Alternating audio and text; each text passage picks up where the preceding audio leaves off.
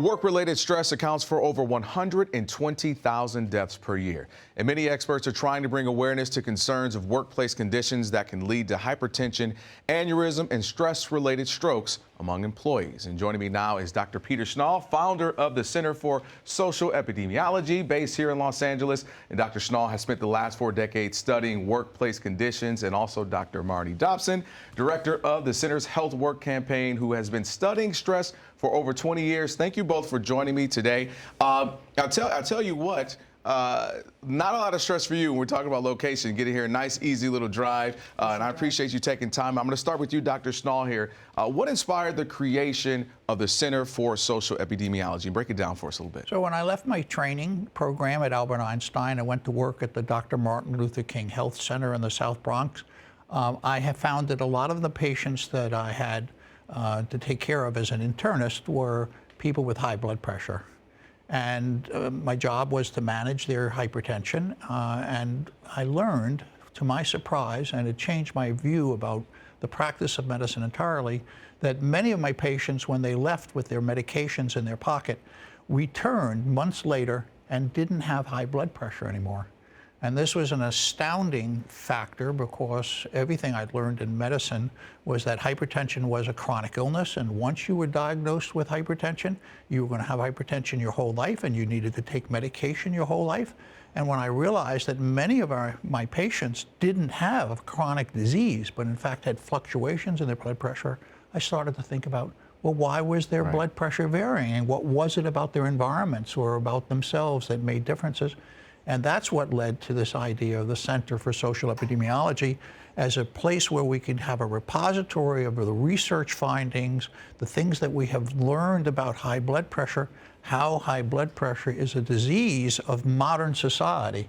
It doesn't exist outside of industrial cultures, and so there has to be something about our modern society that leads to the development of hypertension. There's a whole lot we could do, just a whole another 20 minutes on just that. I want to go to you, Dr. Dobson, and tell us a little bit more about your Healthy Work campaign at the center started. Tell us a little bit more about it. Yeah, sure. So we launched the Healthy Work campaign in 2018. We created an enormous website with lots of tools and resources. And the main really focus was to try to raise awareness about the impact of work stress on health, on conditions like hypertension, on depression, on burnout, on mental health in general. We've seen a lot since the COVID pandemic, of the impacts of the changing nature of work on people's health and well-being. And our message is really for everybody, for workers, for employers, and for worker advocates and occupational safety and health folks to really focus on, let's look at the workplace and how we can change the workplace to change the sources of stress and prevent that impact on people's health and well-being. I'm going to stay with you, Dr. Dobson, real quick. We're short on time. Give me like 2 or 3 things that even an employer or an employee can do to lower the level of stress while working.